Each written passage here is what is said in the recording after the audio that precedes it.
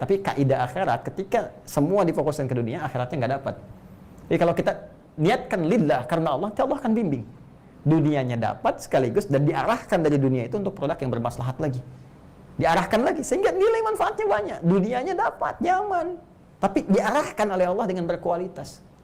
Ya, Anda pun demikian. Ya, jadi jangan diduga mudah. Yang kedua, orang kaya yang dengan kekayaannya itu sering terlihat dermawan, sering bagi. Ditanya, apa yang kamu kerjakan dengan harta yang kau bagikan itu? Mereka berkata, lillah, karenamu ya Allah. Kata Allah, bohong, kadzab kamu. Buka filenya, ternyata niatnya untuk riya. Ya, pengen diketahui orang, pengen catat dan sebagai orang dermawan. Ya, demikian. Yang ketiga, orang-orang yang tampil berani, membela, tampil seakan-akan orang hebat, ahli kebenaran. Ditanya, kenapa engkau kerjakan, untuk apa? Dia katakan, lillah, untukmu ya Allah. Kata Allah, kadzab, bohong.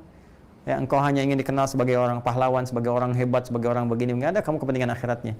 Akhirnya, apa yang dikerjakan di dunia itu tidak punya nilai akhirat. Ketika kosong akhirat, gak mungkin masuk surga.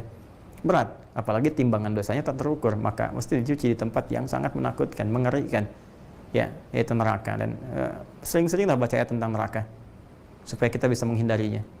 Hudzaifah al-Yamani itu sahabat yang sangat luar biasa, selalu berpikir ya terbalik, antitesis dari teman-teman yang lainnya. Jadi kalau orang bertanya surga, beliau tanya paradoks, tanya tentang neraka. Orang tanya tentang nikmat kubur, beliau tanya tentang siksa kubur. Sehingga sahabat-sahabat berkata, ya, kamu ini gimana sih? Kok nanya yang seperti itu? Kata Hudzaifah, kalau orang tanya surga itu biasa. Ya, ngamalkannya biasa. Tapi kalau nggak tahu lubangnya, nggak tahu jerat nerakanya, besar kemungkinan bisa terpeleset. Maka aku tanyakan itu untuk menghindari ya. Maka rumus ini bisa kita pakai. Ya, sering baca ayat surga bagus untuk motivasi, tapi sering-sering juga baca ayat tentang neraka. Supaya banyak kita menangis, banyak sentuhan pada jiwa, getaran kemudian kepada hati kita, sehingga mengarahkan kita pada nilai kebenaran lagi. Mesti banyak merenung, terutama di situasi-situasi seperti ini. Ya, boleh jadi Allah berkehendak untuk mengembalikan kita pada fitrah yang benar itu, pada fitrah yang lurus, untuk kembali kepada Allah. Disadarkan, kamu ini sehebat apa, sekuat apa sih?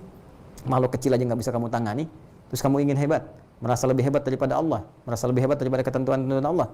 Ya, nilai-nilai kebaikan nggak tampak dalam dirimu. Kalau dengan yang kecil aja kamu belum bisa mengatasi, lantas di mana keangkuhanmu? Kamu masih ingin angkuh? Ya. Nah, hal-hal demikian penting untuk kita rasapi sehingga kita kembali kepada Rabbul Izzah. Saat seseorang berada di titik yang seperti itu, kembali kepada Allah, maka disitulah rahmat akan diturunkan oleh Allah Subhanahu wa taala.